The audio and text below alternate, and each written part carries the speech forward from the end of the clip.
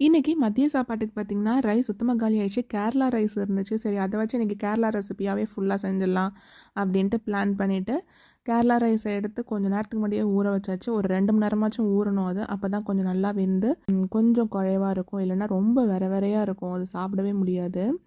So அதனால் முன்னாடியே ஊற வச்சு சாப்பாடு வச்சாச்சு. குழம்பு பார்த்திங்கன்னா பருப்பு குழம்பு தான் வச்சுருந்தேன். கேரளா ஸ்டைலில் தேங்காய், ஜீரகம், பச்சை மிளகா, பூண்டுலாம் நல்லா அரைச்சி விட்டு பருப்பு குழம்பு தான் செஞ்சுருந்தேன். அதில் நெய் விட்டு சாப்பிடும்போது சூப்பராக இருந்துச்சு. சைட் டிஷ் பார்த்திங்கன்னா சிம்பிளாக கத்திரிக்காய் ஃப்ரை பண்ணியாச்சு தேங்காய் எண்ணெய் விட்டு.